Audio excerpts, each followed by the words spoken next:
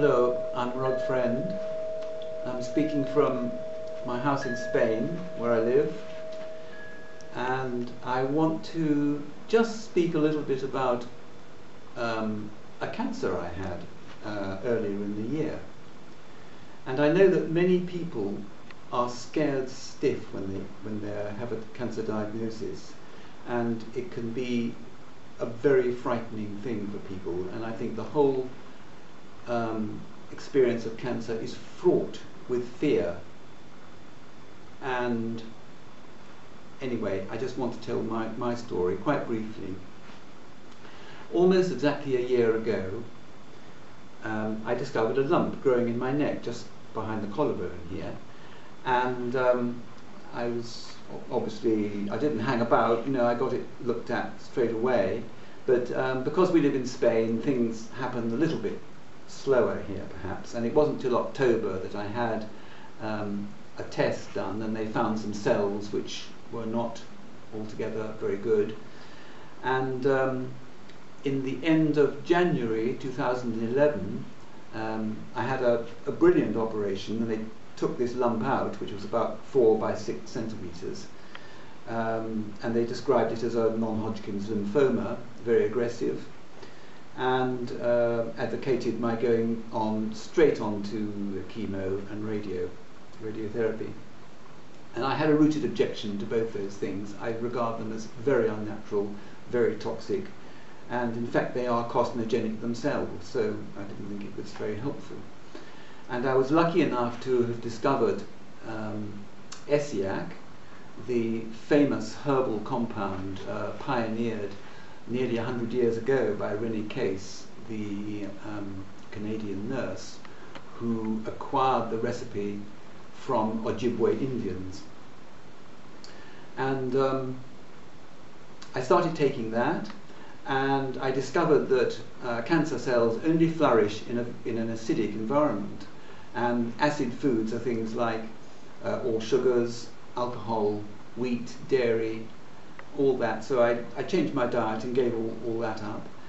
And I was also lucky enough to meet a very gifted medical intuitive in England who in early February told me that by the end of April 2011 there would be no more medically detectable tumours in the body. So early in May, I had some CAT and PET scans and also a bone marrow probe, and it showed no migration, no metastases going on. And I think the medical people, the oncologists, were very surprised by this, delighted as I was, you know, but very surprised, because the surgeon, in my case, was on the record as saying actually that without chemo this man will die. And they were concerned that I was not taking chemo and not interested in it. And but nonetheless, though all my tests showed clear, and I know for a fact that I can say a big thank you to many people around the world, family and friends, who sent me, you know, good wishes and best wishes for my health and very positive thoughts and prayers. And I said that to the doctors, and I said, you know, this is a factor that you have to take into account as well. A really important factor, you know, in the whole picture.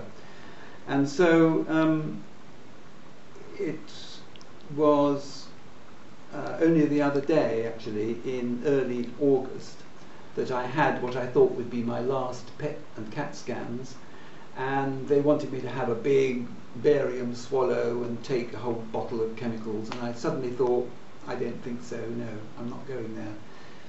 And I turned my back on the hospital. I've had enough of that, and I'm perfectly confident that by a maintenance dose of ESSIAC, on and off, maybe for the rest of my life, if necessary, I will remain cancer clear.